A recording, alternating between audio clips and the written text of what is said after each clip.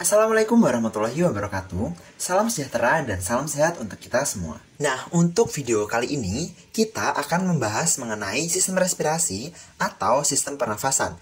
Yang pertama, mari kita mengenal apa itu asma, bagaimana penegakan diagnosis asma, dan juga tata laksana dari penyakit ini. Jadi, asma merupakan penyakit heterogen yang disebabkan oleh inflamasi kronik pada saluran nafas yang ditandai dengan gejala pernafasan seperti sesak nafas, mengi atau wheezing, dada terasa berat, dan batuk yang bervariasi. Nah, untuk inflamasi kronik pada jalan nafas, biasanya itu disebabkan oleh alergen-alergen tertentu. Oke, kita berlanjut ke pembahasan selanjutnya. Kali ini kita akan membahas tentang klasifikasi dari asma.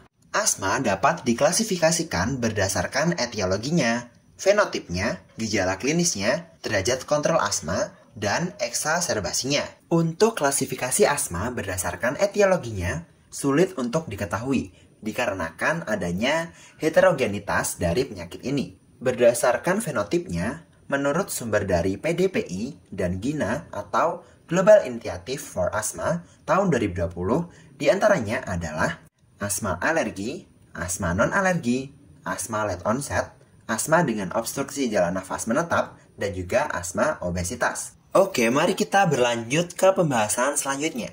Selanjutnya, kita akan beranjak ke diagnosis dari asma. Diagnosis asma ditegakkan berdasarkan anamnesis, pemeriksaan fisik, dan pemeriksaan faal paru. Mari kita bahas satu persatu. Yang pertama ada anamnesis. Pada anamnesis biasanya didapatkan gejala sesak nafas, mengi, rasa berat di dada yang hilang timbul, dan muncul pada saat-saat tertentu, seperti pada malam hari, cuaca dingin, ataupun saat terkena alergen. Selain itu, biasanya asma dimiliki sejak kecil apabila memiliki atopi. Dari pemeriksaan fisik akan didapatkan mengi atau wheezing di kedua lapang paru yang lebih terdengar saat ekspirasi. Apabila diperiksa dilakukan pada fase eksaserbasi. Dapat juga didapatkan adanya silent chest di mana adanya mengi dan suara aliran udara tidak terdengar apabila terdapat obstruksi jalan nafas yang berat. Pada pemeriksaan faal paru bisa dilakukan dengan spirometri dan juga peak expiratory flow rate. Pemeriksaan dengan spirometri akan didapatkan karakteristik obstruksi jalan nafas dengan nilai FEV1 per FVC kurang dari 75%. Dengan peningkatan FEV1 per FVC pasca pemberian bronkodilator lebih dari 12% dan 200 mili. Oke deh, mari kita berlanjut ke pembahasan selanjutnya. Selanjutnya, kita akan membahas mengenai tata laksana dari asma. Menurut GINA, tata laksana asma harus didasarkan pada proses inflamasi kronis yang terjadi pada saluran nafas.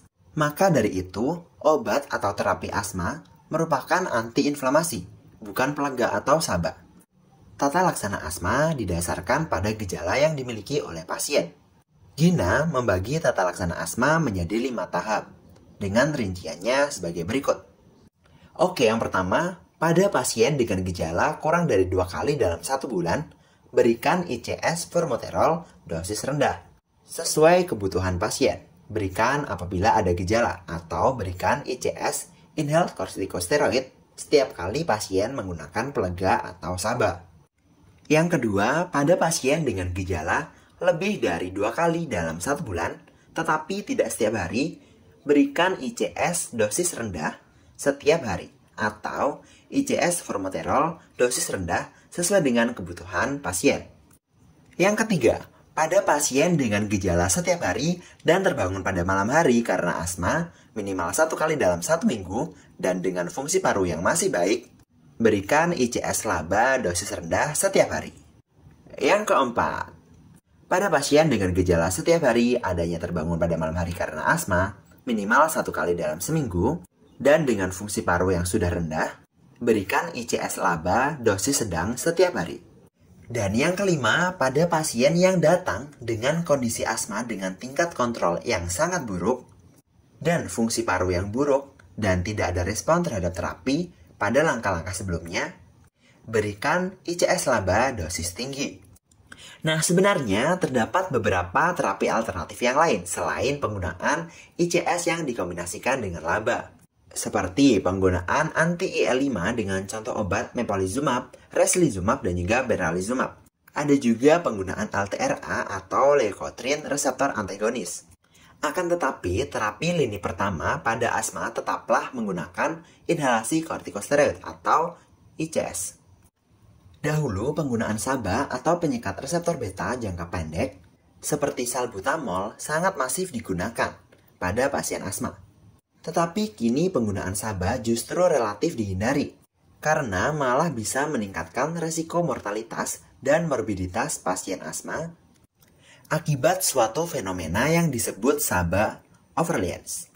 SABA overreliance merupakan kondisi ketika pasien terlalu sering menggunakan SABA, sehingga ketika pasien mengalami eksaserbasi yang menyebabkan spasme berat pada saluran nafas, penggunaan SABA untuk bronkodilatasi saluran nafas yang spasme tadi tidak efektif karena penggunaan SABA yang terlalu sering. Nah, selain itu, pemakaian SABA saja tanpa diikuti dengan penggunaan kortikosteroid inhalasi juga dapat meningkatkan resiko terjadinya aritmia tanpa memperbaiki keadaan inflamasi kronisnya yang ada pada saluran nafas di pasien. Oke deh, sekian yang dapat dibahas oleh Sitokin pada kesempatan kali ini.